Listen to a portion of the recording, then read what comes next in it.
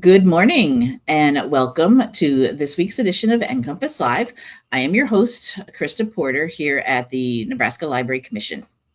NCompass Live is the Commission's weekly webinar series where we cover a variety of topics that may be of interest to libraries. We, we broadcast the show live every Wednesday morning at 10 a.m. Central Time, but if you're unable to join us on Wednesdays, that's fine. We do record the show every week as we are doing today, and it'll be available for you to watch later at your convenience. Both the live show and the recordings are free and open to anyone to watch, so please do share with anyone you think might be interested in any of the topics we have on NCompass Live. For those of you who I don't know if we have many people like this today, but I always say it, anyone who's watching this who is not from Nebraska, the Nebraska Library Commission is the state agency for libraries. So we provide training and resources and grants and databases and consulting to all types of libraries in the state. So you will find shows on NCompass Live for all types of libraries, public, academic, K-12, corrections, museums, historical societies, really anything and everything. Really, our only criteria is that it's something to do with libraries. We have guest speakers that come on to do presentations for us from all across the country. But we also have Nebraska Library Commission staff that do presentations on programs and services and things we do here through the Library Commission. And today we kind of have a mixture of that.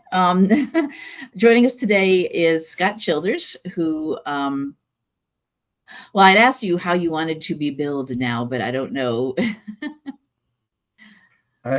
Former director of Southeastern Library System is fine. Yeah, okay. So recently, I don't have a new title or anything.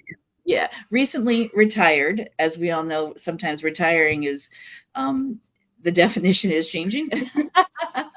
So he is joining us today to talk about Nebraska's Open Meetings Act. I will also be chiming in on things as well, because this is also something that I help our libraries with being in compliance with the Nebraska Open Meetings Act. So today you have me, well, mostly Scott, and me talking about that. The slides that are here, I do have these slides. They will be available to you afterwards with the show recording. So don't feel the need to scribble down everything that's on the slides or anything. You will have those when the recording gets posted later. So I'm going to hand it over to you, Scott. Go ahead and take it away. Okay. That's what we need to know this year about Open Meetings Act. Yeah. And of course, there's another change, which of course was it 7 years in a row or something like that? It's been a lot. There's always something new that has to be tweaked. And of course, I think the beginning of a lot of the changes was the pandemic, the COVID-19 pandemic. Everything went, upside down. And so everything had to be changed in how you do things. And now things are still being tweaked after that. Yeah. Yeah. So let's see here if my slides are going to participate. Here we go. So I'm going to just started out. Neither Chris or I are your legal representatives. If there's an actual court case, please do get a legal professional if you're in those cases. This education only, and to make you all aware that there are certain requirements that your library board has to follow. Again, if there is an actual court case or legal proceeding, please contact your city attorney, county attorney, or another legal professional. My sister is in the legal profession, and so I'm always reminded never to pretend to be a lawyer. So I was like, okay. Yeah, we are not lawyers. We have not gone to law school. We have no plans to go to law school. True. So, all right, let me see if I can get the slides. Okay. Do we have a what is it slide on everyone's screen? Yep. Looks good. Yep. Okay, good. So what is it? Of course, Open Meeting Act is a set of state statutes that require public policy be done in a transparent and public manner, right? This is government. It's supposed to be open and transparent. So that way, anyone in your village, anyone in your town should be able to follow along with what decisions are being made and why. In our state statutes, it's sections 84-1407 to 84-1414. There are that directly at the end of this presentation, so you'll be able to just jump into it. Almost all governmental boards, councils, what have you, must comply with this Open Meetings Act here in Nebraska, including governing and advisory library boards. So almost all of the library boards, except for the very few that have no municipal or county or township ties that are simply donation based only, those are few and far between. I think there's like, I don't know, 3 or 4 that I'm aware of. Everyone else, Open Meetings Act. I will mention there is a definition. If you hear the term or see on the slides public body, that is the term used with this legislation to cover all of these various groups that have to follow Open Meeting Act. So just to make sure that that is clear, when I say public body, that is the actual board, not the audience. Okay. Advertising the meeting. This has changed. This is new this year. I don't know how many people remember, even last year, there's all this thing about newspapers and you have to advertise a newspaper and blah, blah, blah, and make sure it's on the website. One actually got wise and saw how much money many of our towns were spending on newspaper advertising that they did before, and they rewrote the thing. Thank goodness. Here is the new advertising the meeting stuff you need to remember. First, reasonable advance publicized notice of the time and place of the meeting by a method designated by each board and recorded in its minutes. Okay, so this is for the individual meetings, and it says, okay, the board can decide. You're not required to post it in the newspaper. You're not required to do this or that or the other thing. Just long as it's a consistent posting method of some sort. Also, they explicitly say that all they'll do is send to all members of the board and available to the public, right? So you can't just post it on a private Facebook page and call it good. You can't leave out some of the board members, which has happened, unfortunately. That seems weird. I've had some, yeah, those were not well-working boards, to be honest, when the chair would leave out board members. And it's not just library boards. I've heard of village boards where like a village board member was not told there was a meeting because the mayor and them had a feud or something. It happens. Okay. So that's it there for advertising every meeting. Okay. You use a process that will be consistent, meaning each you do it that way. There is something new, a new requirement. At least 4 times each year, the regular meeting schedule, the location, and where the individual notices will be posted or dispersed has to be put in a newspaper. So this is not advertising the meeting, it's advertising the existence of recurring meetings. I hope that makes sense that way. The way it's written in the actual law, it kind of jams these two together and you have to parse them out. If you are live in a community smaller than 5,000 people, you don't even have a step. Okay. But you do have to do the first bullet. Yep. You still have to do the individual stuff. Okay. But not the quarterly. Think of it, we advertise the individual meetings and then we remind people 4 times a year that those meetings exist and to look out for them at these places. So it's kind of a 2-level type of thing.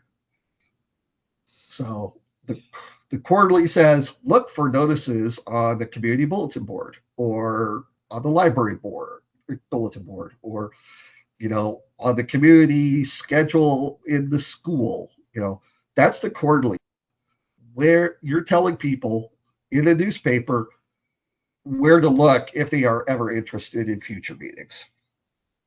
Okay, that's the new requirement, the quarterly requirement.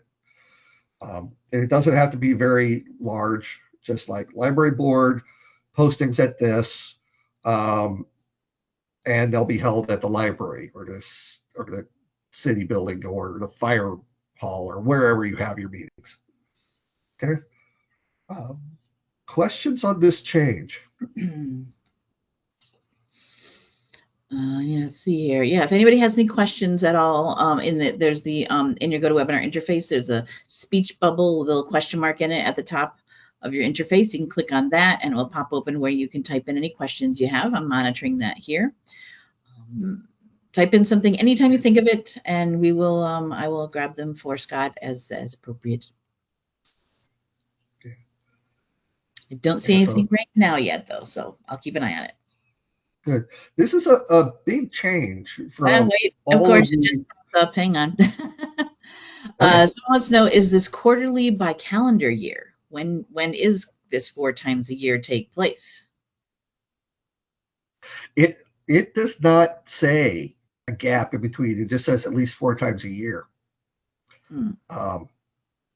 Yeah, so it's kind of, you would think they would put it quarterly because that would make sense, but it just says at least 4 times a year. So, yeah, I would do it quarterly just because that's how it makes sense. Otherwise, you're going easy to remember. Beginning of every your traditional quarters. Yeah. Yeah. But yeah, so this is a major from being highly descriptive and do this and do the newspaper and do the website, and post 3 places to, the boards can decide. I will mention that some of you may already have something in your local ordinances that they just copied the old state or put it in their local. I've seen that a lot with various things. So double check, see if there's something already in play locally that you have to follow before throwing everything to the wind. Okay. I'm going to continue on. Please feel free to put in questions if you have them. The board shall record the methods and dates of notices for the meeting. And these are the individual ones and the quarterly ones. So when you do the quarterly, in the board meeting minutes, you say, our quarterly announcement was held in the newspaper this date. And the advertisement for this particular meeting was done on this date, and this is where we did it. Whether you posted or something on a website or something like that. And we'll talk about what you're noticed for. It's an agenda of the subjects known at the time of publicized notice, or a statement that the agenda, which will be kept continually current, available for public inspection during normal business hours. What that second part is saying is, in your advertisement, you could say, we're meeting here at this time at this place, and if you want to see the agenda, go here to look for it. Whether it's a website or a document at the library, on the bulletin board just at the library or at the circulation desk. See more public bodies, not just libraries, do this, that they do like the notice and just say, look here for the agenda, because stuff keeps coming up and they keep adding to agendas before the meeting, or adjusting, or a speaker can't make it, so they remove that from the agenda. And I'll talk a lot more about agendas in the next slide, but doing that other method, say, go here to find what the current agenda is becoming preferred. You don't have to do it that way. You can still post the whole agenda if it's pretty set. And that's fine. But don't be surprised if you start seeing more and more people do the second, where they'll advertise widely that there's a meeting, but there's one place where people go for the agenda. Okay. All right. Next up is the agenda. If you have any other questions about advertising or something, please get them in. I currently cannot see chat or questions or anything. All I see is my slides. So. Yep, no problem. I've got it. So, talking about the agenda, it's not just a checklist for the board to go through that meeting. Okay, it is that, but it's more. The agenda is also the way you tell people outside of the board, outside of library staff, what you're talking about. These meetings are held in public, so that way the public can go to them. Granted, we don't see a lot of people at the library board meeting, and usually when they do, it's a big deal. But when you put together your agenda, make sure the items are descriptive so someone can tell this topic is of interest to me, or, oh, this one will actually affect me, so I better go and listen and maybe make comment. An example, if you have an agenda item that just says getting books, that's nothing that tells anything except books are coming to the library. But if you put in something like grant proposal to build up a financial literacy collection, okay, so that means you're not just getting books, you're looking for funding to do it that's not the taxpayer money. That's a good thing. Financial literacy collection. Okay, so they're trying to help people out. Maybe the local bank or credit union or whatnot says, oh, we'd love to support that. Maybe we can find some way to help. Or you can have, some crazy person who believes the best way to save your money is burying coffee cans in the backyard. They might be interested too. I'm just saying. So cities of the first class, so that 5,000 mark, have to put the agenda on their web pages at no later than 24 hours before the start of the meeting, and must be available after the meeting so people can go back and see what was talked about. Do I have another slide on this? No. One thing about the agenda, we talked about it changing. You can change the agenda up to 24 hours before the start time of the meeting. So if something comes up and you think, okay, we can get all of our ducks in a row, we can talk about that at the meeting, you can add that to the agenda. Here's one thing to keep in mind, though. Anything that's not on the agenda, you're not voting on. Okay? You don't do business outside of the agenda. That's a hard and fast rule. If it's not on the agenda, you're not voting on it. So that's why we have this rule to let you change the agenda. Sometimes something comes up. Mm-hmm. And it's like, we're meeting on Tuesday, and this just came up, and it's a great opportunity. We've already got a meeting scheduled. We could do this. We don't need to hold a special meeting because it just fits with the timeline we've got. We'll add it to the agenda. We'll vote on it on Tuesday, right? So it gives the board some flexibility. It also sometimes protects the board, and I'll talk about comment for more on that. But the agenda is not just the to-do list.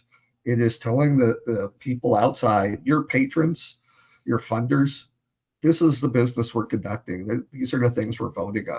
These are the things we're deciding. If you're doing a policy review, name the policy that you're reviewing. Don't just say policy review. It's like policy review of computer use, of hours, of whatever it is. Okay? We do have questions here, a couple. First, posting on their websites. Does social media count? Like if I put it, they put it out on their Facebook page, or does it have to be like a static, separate website? It has to be on the website. One, so that way it's sort of proof that it is the official agenda. That's why it's the city or the library website proper. Okay. And also, social media is not as open as you think. Mm-hmm. So many things require a login now. They require to see things. And sometimes the posters don't know that the social media company has done that to their account. Mm-hmm, mm-hmm. So there have been times I've gone to look for an agenda for a meeting I was supposed to attend. I could not get in because it was on Facebook or X. And it's like, oh, you need to be logged in to get to this content. It's like, wow, it must be a big meeting if they're going to be talking about that. Keep it quiet. So social media does not public, and that's not public and open like these meetings are required to be by law. Right. Yeah. Now you can also put it on your Facebook and your social media if you want to, in addition, because if that is a place where you know that some of your community does connect with you. So you can also put it there, but you have to have it on the separate static, website that is full on open to the public with no login needed. Absolutely. Cool. And then a question that I think was on the previous slide, but we'll just address it since it came up. Does the agenda need to be on the notice of meeting? Yes. At the time when you, whatever you know it is to be at that point. Well, there has to be where you can find it, whether the full agenda on that advertisement, or you can make that statement of here's where you go to look for it. Right. Both of those are valid, but you can't just leave and have them have to search for the agenda. Mm-hmm. Is that kind of what was being asked? I don't know. Yeah. Yes. Okay. Yep. They said yes. Perfect. Okay. Cool. All right. Shall we move on then? Yes. We shall. I want to talk about emergency meeting because I've had some experience with this. This is not a special meeting. Okay. There's the regular meeting, a special meeting where you are getting together outside your usual cycle to talk about one topic. So the special meetings are still advertised. You're still taking minutes. You treat it like a regular meeting, just an additional one that's in there. An emergency meeting. This is a meeting in state statute. You can have an emergency meeting without notice. The reason of the meeting shall be put in minutes. The only business allowed in that meeting is that emergency matter, and the complete minutes have to be available the next business day. Okay. So something happens and the board needs to make a decision that day or the next day. They have to. There's no getting around it. You can do that legally. Where he did that, the mayor or the village chair said you can't do that, and we had to point out explicitly in state laws that and the kicker was it was a request from that same person for the library board to decide something before their next meeting. And so in this case, it was the village chair forcing them into an emergency meeting and then saying they can't have an emergency meeting. It was not a pleasant time. I'll be honest. Yeah. But state statute allows you to have those special meetings, allows you to have those emergency meetings. Make sure the emergency is really an emergency, though. Something you just put off. I've seen some libraries do that. They'll put it off. Oh, now we have to decide, so we're just going to have the meeting so we don't have to advertise it. That's the type of thing that gets you in trouble. You're using the law to hide something, and that is actually worse than just doing something else usually, because it shows intent to break the law. Because those type of things, like you guys knew about this months ago, and now you're just holding the meeting. No, you guys, not right. So,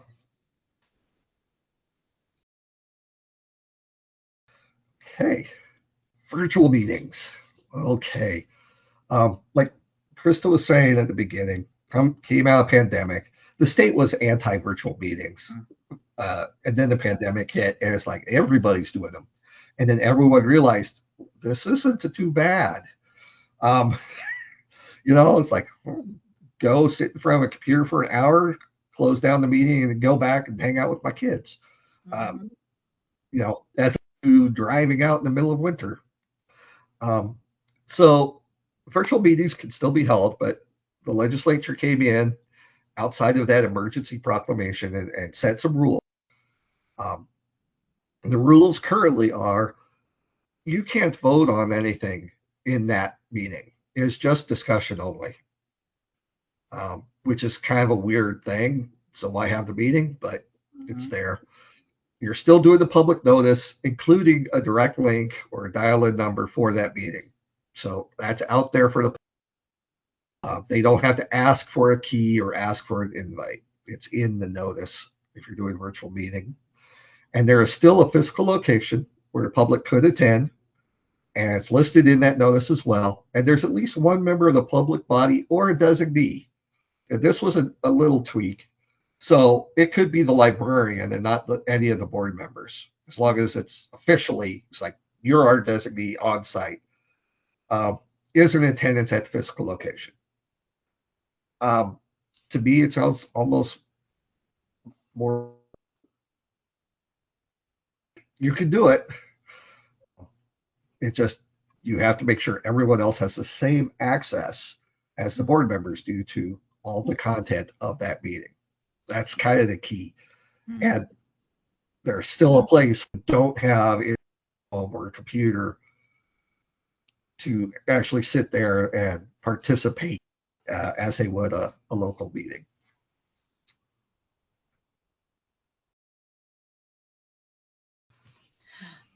Okay, so we have a question. So what does, I guess, the definition, I guess, of a virtual meeting? Like what we're talking about, what if one board member is just logged in, but all the rest of them are together in a room? That then because the board members are the ones that are virtual, that makes it a virtual meeting? That is a great question. And I'll tell you, I've heard three Because I know also some different. boards do broadcast their meetings virtually too. So it is a Yeah. virtual meeting, so people can watch it virtually, but all the board members are in one place together. Yeah. So when does it become virtual and has to follow these rules? Okay. So I've heard three different definitions from different city attorneys. Oh my gosh. So yeah, and it's not clear in state statute. One interpretation is it's okay to have a minority of board members virtual, as long as the people in the room have full access to them as they do for the people sitting in the room. So microphone, video, Mhm. they're not sharing documents back and forth, on the computer screen. Mhm. So there are some city attorneys that will say that is still not a virtual meeting. It's only if there's the quorum is virtual. Quorum that's just Okay. wondering if quorum is what maybe crosses that line. Yeah. Yep. That's where some people sit. It's a quorum decision. Like if there's 3 board members virtual, it is now a virtual meeting. I've heard one say it's all or nothing. If there's a local board member or like that, it's not a meeting, which is kind of hard to handle if 4 of them are virtual. Some insist it's all the board members are virtual. That makes it a virtual meeting. Otherwise, it's still a local meeting. That's another interpretation. Um, and then the third one was, and it matches kind of the quorum argument. It's like, well, can they hold a vote? If they can hold a vote because there's enough people present, that's their line. If there's not enough people to vote, that makes it virtual. Because you get state statute says in virtual meetings you can't hold votes. There are no decisions made in a virtual meeting. So it's still up in the air right now for this, unfortunately. And And nobody's especially tried for to life. push it in like a court case or anything yet. So there's been no, nothing pushing to clarify this more. Yeah, and there are some levels of state bodies that are virtual because of the great distances that everyone has to have on that particular one, the state level type things. Mm-hmm. But as far as like where library boards would be concerned, or even your city council or village boards or school boards, it's still kind of ambiguous in state statute. So your best bet is talk to city attorneys and see where they're at on this. Mm-hmm. So, Well, okay. sorry.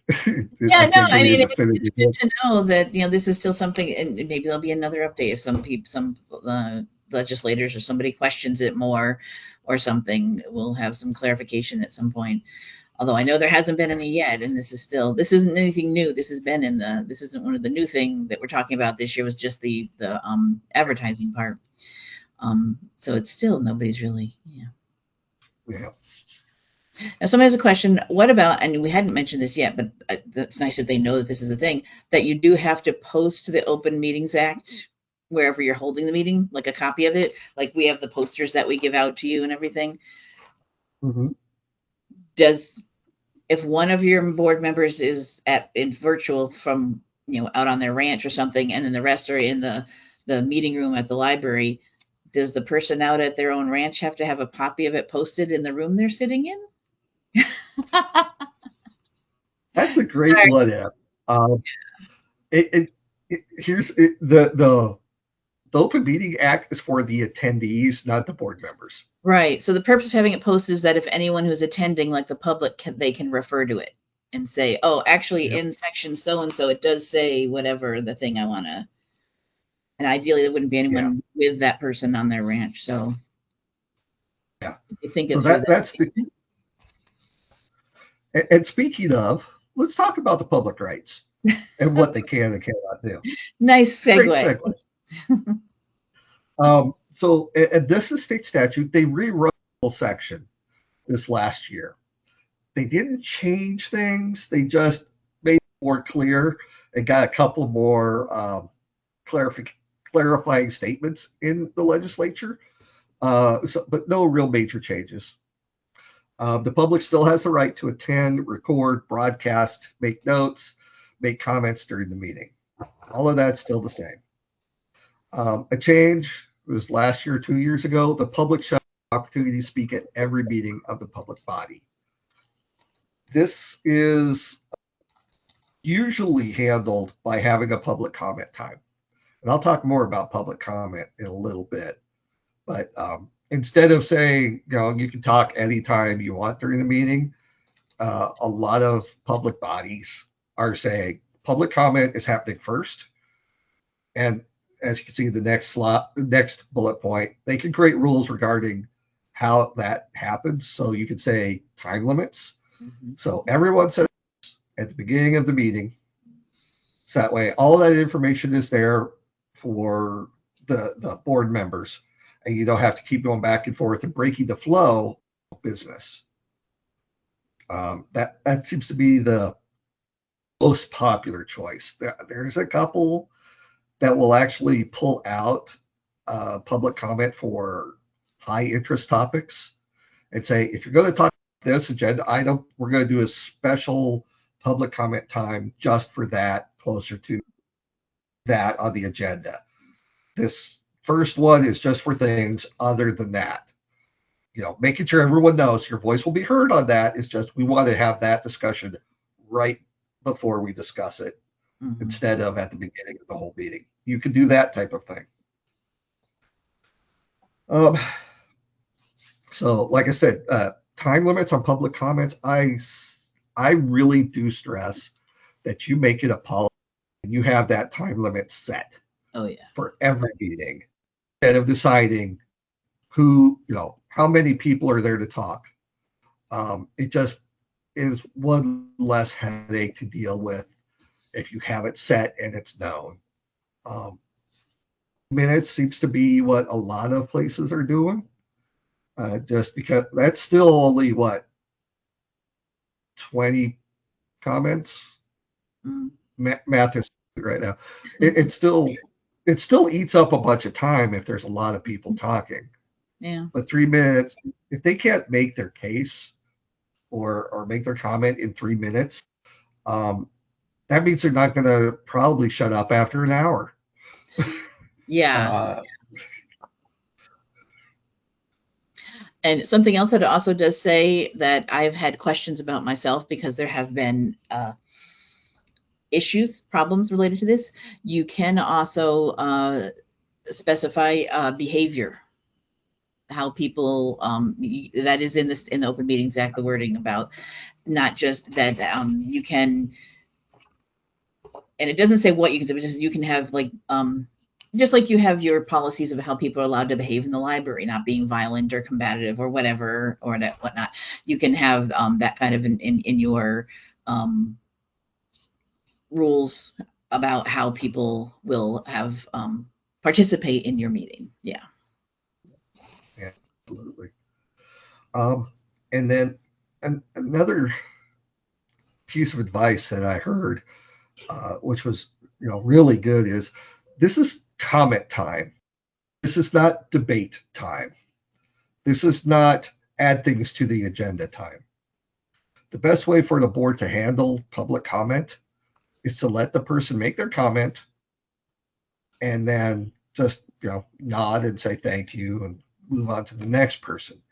If they're trying to create a debate, well, then you can bring up, it's not on the agenda for us to have this debate, and there's other people who want to talk. So thank you, have a seat. Do not get drawn into extra agenda items during public comment time.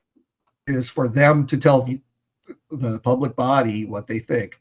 It's the same level as writing something and putting it in a suggestion box. Only they're there in person so they can show the emotion. They can see if people are listening. They can see who might be potential allies. But as far as actionable items, it's just information for the board. It's not actionable in that time. Does that make sense? Mm-hmm. Okay.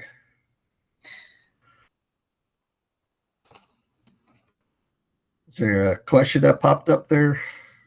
Yes, but you're answering it right here, so I was going to just let you go on to this slide. Yeah. Okay. The public body cannot require the public to identify themselves to just that room, right? They can't force you to have an ID to come into the room to be part of the meeting. It's a public meeting. Anyone can come in. They don't have to be citizens of that village or whatever to attend the meeting. There's one that some people had in their rules, and it's actually illegal. Require the individual to be on the agenda prior to the meeting to make comment on something on the agenda. No, you do not need to be pre-authorized to do the public comment time, right? That goes against the whole concept of it. Now, if you are speaking as part of an agenda item already, like, for example, someone would bring me in to talk about ADA stuff for their design. Okay, I've been approved because I'm part of the agenda. But someone coming in who's like in a wheelchair wants to talk about their view, they don't need to be part of that agenda item to say something during the opening public comments. They can just come in and say their piece. Okay. This has been slightly tweaked. This last one is slightly tweaked this year. The public body shall. It used to say may or requirement. It is shall. Require someone making a public comment to disclose name and address and the organization they represent if applicable. Okay, there's now a requirement in public comment time that the person giving public comment introduce themselves, say where they're from, and if they represent another body or just themselves. That one word changed it from this is a good idea to it's now mandatory. So just changing that from may to shall does a lot of work in a piece of legislation. Okay. There are if the commenter is having their address protected because of maybe there's for their own protection because they're a victim of something, or they give their name because of they're part of a witness thing or whatever, that should be worked out before they come in. So that way there's not a lot of friction at the time of the meeting, if possible. But generally, yeah, the person talking has to give their name, their address, and who they represent. This is probably because we've organizations sending representation to other communities to talk at their public meetings, and the way they talk makes it sound like they live in that community and they are a concerned citizen, when really they are pushing an agenda from down the road. Wahoo had something like that a little while ago. It's like, you don't even live here. They let them have their piece, and then they ignored it because it wasn't someone who lived there or used their library. So it's a good thing nowadays to have that clause, I feel. Absolutely. Okay. More public rights. There's public bodies shall make available at the meeting for examination and copying at least one copy of all written material discussed in that meeting, whether in paper or electronic form. Okay. So whatever handouts go to the board, the committee members, what have you, there has to be a copy available for the public to look at, and possibly get a copy of and take home. Okay. At that meeting. And also current copy of the Open Meetings Act in the meeting room. The wording is a little different now. Before we had this whole thing with posting and putting up the poster, it's still the best way because it's up on the wall and can't move. But the wording is a little bit more vague with this change. To be honest, I would still stick with the poster, but just make sure it's available for this, right? They don't have to walk up to the board table and grab one off of the in front of the chair to read it. They can go to the side. Maybe there's a copy by the other handouts. Okay. These So changes copies too, because like if the public wants to look at one and the board wants their own copy, like at their desks or something, multiple is okay as well. It's not just the one that everyone has to use. Absolutely. More is better. And again, these are public meetings for the benefit of the attendees, not the board. And sometimes we think about, oh, it's problematic for the board to do this type of thing. It's like, yeah, well, that's kind of, it's not for the board. It's for the people who live there. It's people who pay the taxes for this to happen. That's the transparency of it all. So, and granted, I don't know how many library boards I've been to in my career. There's hardly ever any visitors. I know that, but you still have to be ready in case someone does. So I'm not quite ready to go to Mitch yet. Let's pause for more questions on the public. Let's see. Yes. Yes. Someone wants to know: is there a printable copy of the Open Meetings Law? Yes. There's a link at the end of these slides. You'll have. There's a links on the session event page for this to the actual law. And as I was kind of flashing out earlier, posters. Let me get this so you can see. Open Meetings Act posters that are these posters. The League of Nebraska Municipalities publishes these whenever there's changes, and traditionally here at the commission, we have purchased copies of these for all public libraries in the state and tried to get them out to you. Since we've had this major change now, I'm assuming there's going to be a new poster because the current ones that we sent out to you all to last year are no longer going to be accurate. From when do this new is it July something, the date when these go into effect? July 18th. July 18th. As of July 18th is when the new how you publicize your meeting goes into effect. And that's going to be, that is, if it's not already, will by then be up to date on the state legislature page. The Attorney General has a page of notes, their notes about the Open Meetings Act. Everything out there will be updated. And at some point, once the League of Nebraska Municipalities gets new posters, we will get them out to libraries as well. And websites are already changed. I did notice that. Last time I checked, the Attorney General was not, but that was last week. I haven't checked yet this week. It should happen soon. Yeah. So, okay. Cool. Let's move on to minutes. So minutes shall include time and place of the meeting, members present and absent. So if someone is not there, you list as absent. That's part of the state statute. Notice where you advertise the meeting and when you put those advertisements up or put up the posters or put in the ad for the newspaper or whatever you did, and the substance of all matters discussed.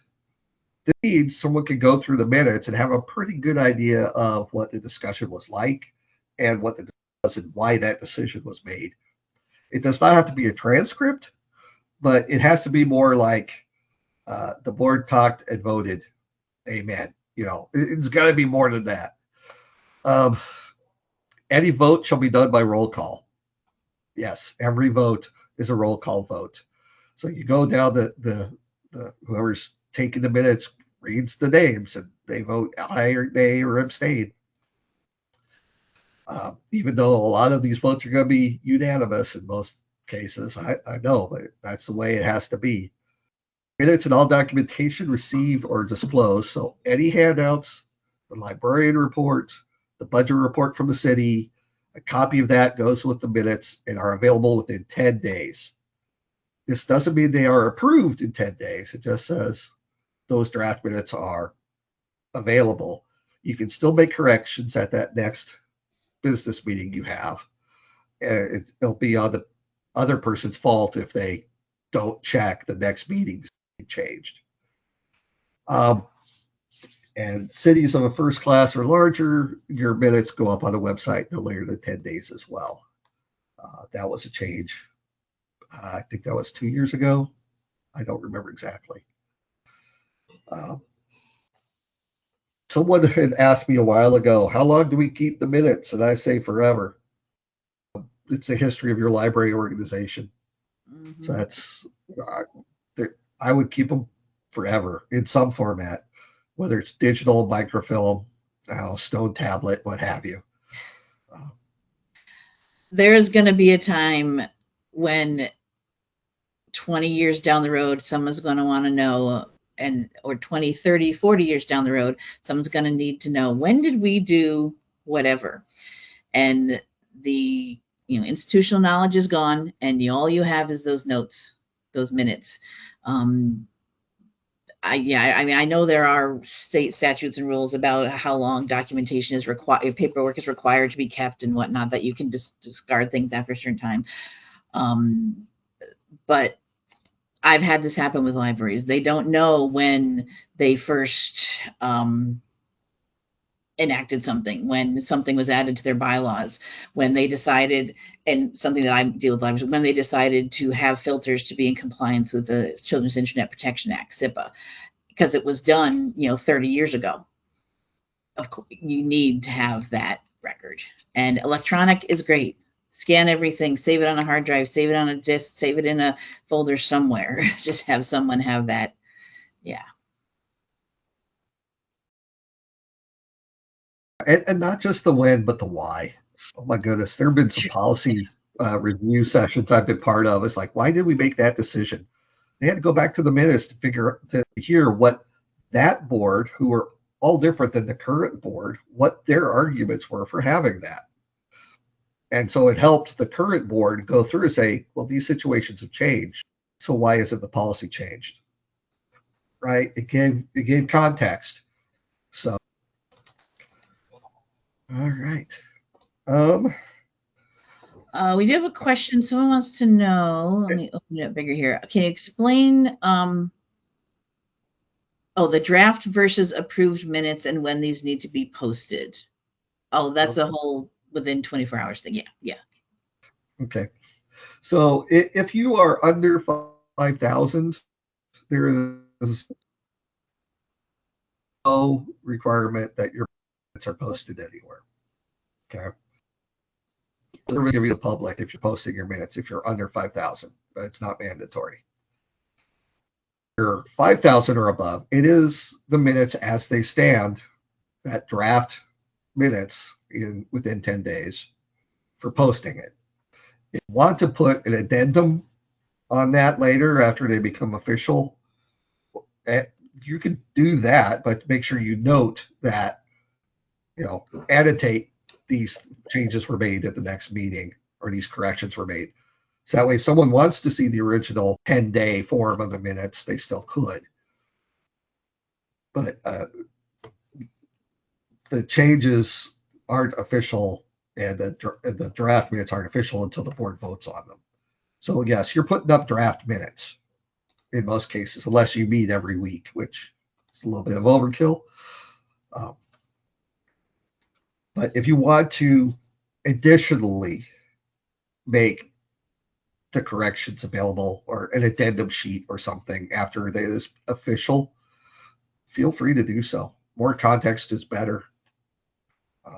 But the original 10-day, that 10-day draft has to be there. You can't wait to vote on it. You don't vote on it outside of a meeting. Okay. I think I covered all those cases there, but kind of roundabout. I apologize for that. Yep. Okay. Cool. All right. All right. Going to move into closed sessions. And this one's really actually very important for libraries, and you don't know it until the board or the village try to use it against you, apparently. You can have a closed session in your meeting. You cannot have a closed meeting. Let me walk through this. Meetings can have a closed session for strategy sessions where, someone knowing the information before an event will mean that the community has to spend more money that they might not have to, like real estate bid, litigation, that type of stuff. If the city says we're going to buy this property and then they put in the bid for lower than X, the seller will just look at the public minutes and go, no, I'll take X, please, because you said that you would go up to that high. And what's the city going to do? I mean, it's out there. So that's why that type of stuff is kept in closed session. The security, personnel or devices. If people know the map of the cameras, they're useless and a waste of looking into criminal misconduct, you don't let the person who's under investigation know, because then they might run or hide or alter the evidence or come up with an alibi. Evaluation of the job performance of a person when necessary to prevent needless injury to the reputation of that person, and if that person is not requesting a public meeting. The employee can say, I want this to be a public meeting. I want the public to hear you tell them what you think of me and see what the reaction is. And there have been cases where, board member, a village board member has a beef with the librarian.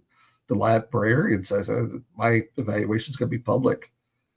So it kind of protects them from that type of endeavor. Mm-hmm. Okay. Those are the only reasons. If it's not one of those type of things, they can't have a closed meeting on it. So that's something that we have to, they can't have a closed meeting to talk about summer reading. Just doesn't happen. I don't know why a board would do that, but it's not one of those things. So when you're having a closed session, there's a public meeting starting, right? It's advertised, agenda, all of it, right? You don't just go into a private meeting. You start with a very public meeting. And then someone moves to say, we're going to discuss this broad topic. It's one of those that's already listed. Like, we're going to talk possible land purchase, okay, in closed session. The board members vote to go into that closed session. The board members could decide not to go into closed session for it, right? It's not a mandate from the chair that you go in closed session. It is a vote of all the board. Okay, that vote happens. Okay, they go into the closed session. If they vote yes, they talk about it. They come back, bring the audience back in. That's when they make their votes for whatever they discussed, if there's going to be a vote at all, right? They don't vote in closed session. The vote is done in the open session. Okay. Also, there have been times where the boards will strategically make the closed session the last thing of the day of the meeting, with hopes that more people will leave before they come back into open session to actually hold a vote. Because a lot of people don't realize that closed session doesn't mean end of the public. It just means the public is excused for a little bit. Mm-hmm. All right.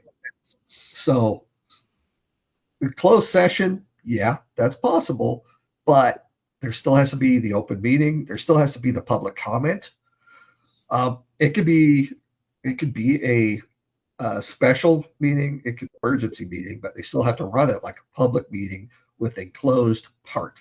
Part And portion. they can't just So question, close that. would you put the fact that there's going to be a closed session on the agenda to begin with? Because you said they vote on it, but can the fact that there's going to be a closed session be on the agenda? No, because then you're predetermining it and the vote hasn't happened yet. There has to be a vote on the board to go to close. And that vote has to happen in the public. Now, you could say possible closed session, because if you already know that that motion is going to happen, you could say possible closed session, but it's definitely not a determinate fact that it'll be a closed session until the board votes to go into that closed session. But you could put a little reminder saying this is probably going in closed session, but it's not for sure. Who knows? Maybe the board, we're going to talk about this freely and openly. They might change their minds. Yeah. But no, it's not one person who says we're going to closed session, and it's not predetermined. But you can state, like, if it's one of those things that we talked about, they'll probably be a closed session. You could say, or go ahead and write down a motion will be made to put this in closed session, because that's something you know. Motion Well, obviously they would have to, like, if they're needing to discuss allegations of criminal conduct or security things, they're going to know ahead of time that that's something they have to be prepared to discuss at their meeting, whether it's closed or open. So the board members are going to have to know there's a possibility that we are going to vote to go into closed sessions to talk about putting up the security cameras. So let's make sure the public knows that's going to possibly be part of this meeting. And also I'm thinking, so the public knows there will be a point where you'll be asked to leave the room, or we will go to a different room or something. And then you'll have to come back, like you're saying, don't forget, you got to come back for the rest of the meeting if you want to publicly watch everything else we're doing. Yeah. You can certainly say stuff like that. Can't assume it's going to happen, even though everyone knows like it potential, make sure that it's on the agenda, that it's just a possibility. Yeah. Cool. All right. I think I just have a couple of things here real quick. First, social events. It is in state statute that your library board can go to social events. It's in there. I mean, some people have told me, well, we have to be on separate parts of the room, and legally you could all be at the same event and the same table, as long as you're not talking and doing library business. That said, public opinion, they'll see a bunch of people there and assume that nefarious deeds are happening.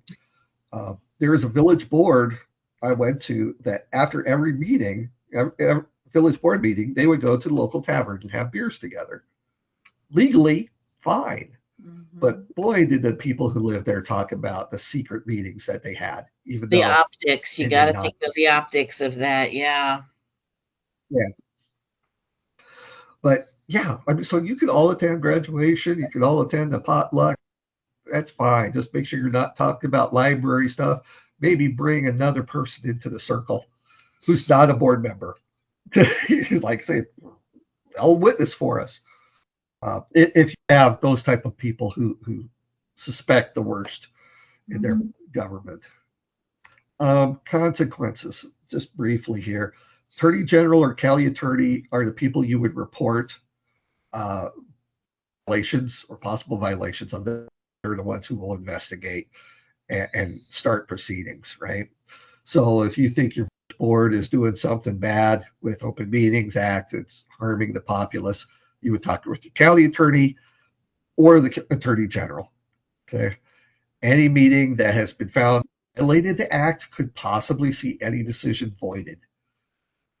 So what the prosecutors will be looking at is, did they violate the law to get a decision that would not be popular, benefit the board members directly.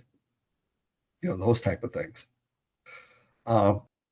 If there is a violation, so not only could the decisions be voided, the individuals at the meeting could have a fine and fine if it's severe. That is in state statute as well. This is a piece of legislation that has some bite. It is frequently in courtrooms. There's a lot of types of lawsuits all the time. So it would not be surprising for a judge to have a case like this come up. Mm-hmm. It won't be novel. Just to let you know, it happens a lot.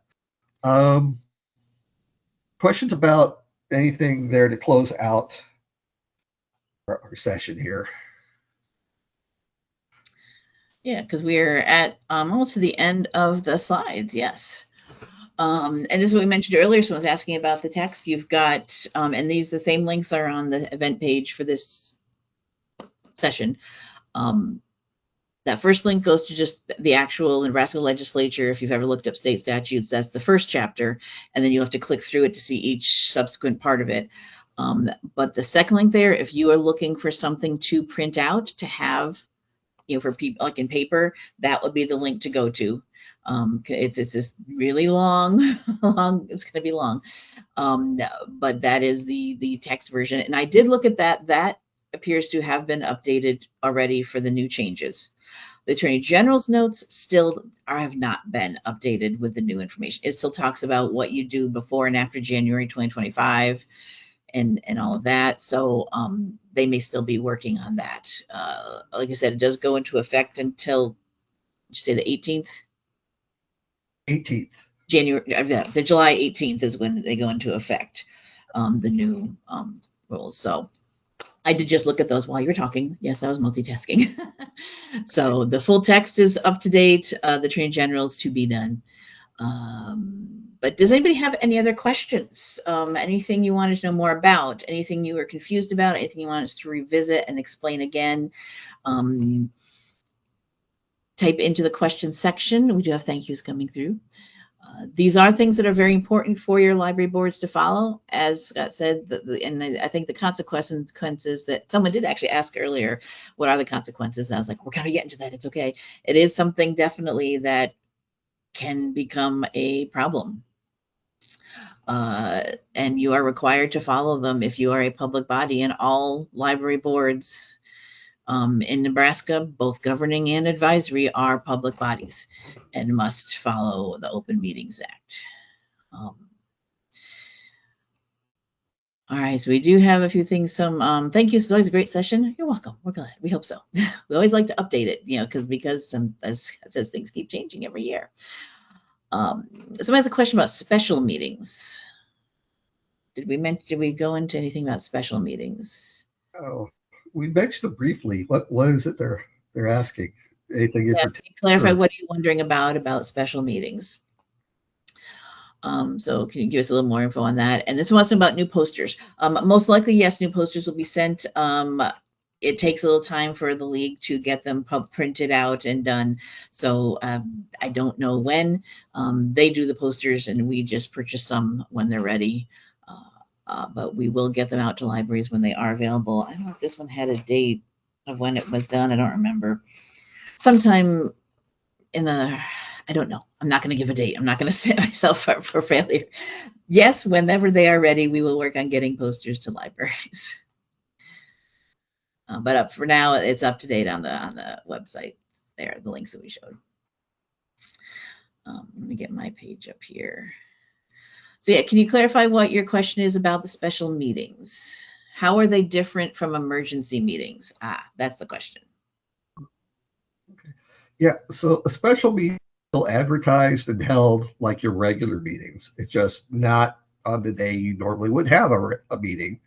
And you're also focusing on one topic, right? You're not doing a full-fledged board meeting. You're focusing on one thing, but you had enough time to organize it and run everything like you would your regular board meetings.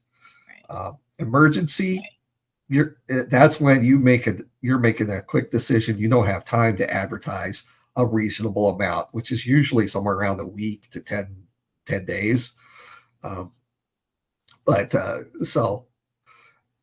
yeah, special is usually something like that. Or I've had some where it's like, we're doing a special meeting to focus only on our policy book. And that's all we're going to do that day. And it's going to be a longer meeting. We're taking like a Saturday afternoon and spending that on policy. Mm-hmm. It's outside of any athletic season to be like, okay, we need something to do on the weekend. We're going to do a policy. So things like that you need to focus on. It's going to, yeah. So you don't want everyone to be there for all your regular business. And then, by the way, now we're going to have another extra 2 hours on our policies. Let's just make that its own special meeting just for that purpose. Yeah. Yeah. And what would be an example of when an emergency that something had to be decided right away? There's been, well, let's say there's a building issue and the board has to authorize some sort of like the board has to say, okay, we're authorizing personal leave for everyone because there's not a building for them to come to the next couple of days, or we need to authorize them to get the Service Pro people in. Mm-hmm. Or there's been a flood. Like we've been flooding or a fire or something, and we need to quickly approve something being done. Yeah. Okay, that makes sense. Just something where you have to make a quick decision. It's not something that can wait. There will be major consequences, whether it's physical or economical or whatnot. Mm-hmm. But you have to be able to prove that it was an emergency. You can't just say it, because if someone starts, make sure that's obvious. Again, yeah, it's like they said thank you. That helps to clarify. Good. Okay, good. All right. And then I think that someone says thank you. This is always a great session. Yeah. All right. Any other questions? Any other last minute desperate questions you want to ask? Type in that question section. Anything else? Last minute words from you, Scott?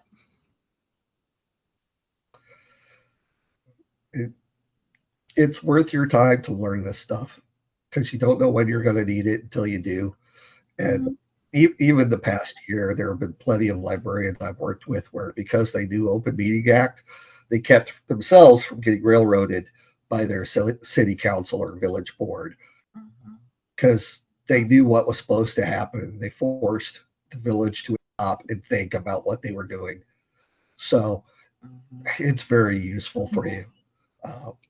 It's one of the reasons why I started harping on it all this time with Christa. It's like, we need to tell people about this stuff, because it's a tool for you as well. Oh, yeah. Absolutely. Great. All right. I don't see any other last minute district questions coming in, so I think we will wrap things up here. Thank you, everybody, for being here. Thank you so much, Scott, for being here. I'm glad you're still involved with libraries and things, and maybe we'll see you at some future events.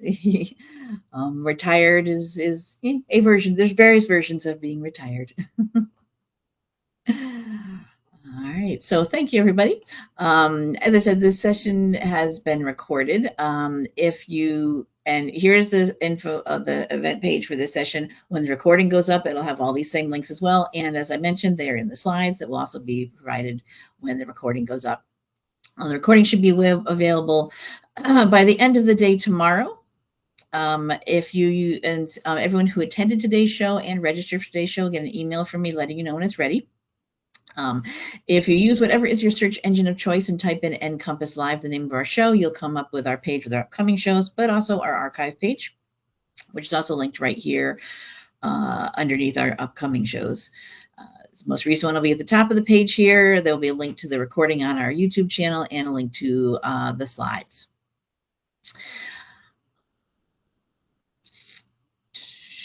If you want to see if we've done a previous show on a topic you may be interested in, there's a search feature here. You can search our full show archives if you want to. This is our full show archives going back to when NCompass Live first premiered in January 2009. So we're going on 18 years of this. So do be aware and pay attention to the original broadcast dates of anything. For example, this presentation, as Scott mentioned, we've done repeatedly. And previous versions of this will be referring to what the law was at that time. You probably do not want to be referring to that session as an official, for what you're doing now, but it's good for historical purposes. And this is something libraries do. We do keep things for historical purposes often. So we'll always keep all our show archives up there. But just watch that whatever that original broadcast date is whenever you're watching any of our show recordings. For Nebraska libraries, you can receive continuing education credit for watching any of our recordings. There is a information here about certification that CE goes toward. On each archive session, there is a link to report your CE activity. For anyone who attends today's show live, I submit your CE for you. I submit it to our CE people here, and you receive credit automatically for that. You'll also get an email in about an hour or so that is your official notification, confirmation that you did attend. And if you need that proof to show someone at your library, and it does have a certificate included in that, so you can have that to show as well. We do have a Facebook page. We were talking about social media earlier for NCompass Live. So if you'd like to use Facebook, give us a like over there. We do reminders. It's a reminder to log in today's show, announcements of when a show is upcoming, and when a recording is available. There we go. So you can follow us there. We use the hashtag NCompLive. We also post onto the Library Commission's pages sometimes on our blog, the Library Commission's Instagram account, and I started pushing things out onto my own LinkedIn as well. So we do have social media out there for you to follow what we're doing. All right, so that wraps up for today's show. Here's our upcoming shows. I hope you join us next week when we'll be, talking about ADA requirements on websites. This is something that I know many libraries are aware of, that there are new requirements. There has been an extension of when you're required to be in compliance with them. It's been bumped a year. Originally, it's supposed to be this year that you had to meet all these ADA requirements on your websites, and now everyone's been given an additional year. Andrew Sherman, who's our IT support specialist here in library development, is going to be with us next week to get you up to speed on all of that. So please do sign up for that and any other of our upcoming shows that we have. So thank you everybody for being here today, and hope I'll see you all on a future episode of NCompass Live. Bye-bye.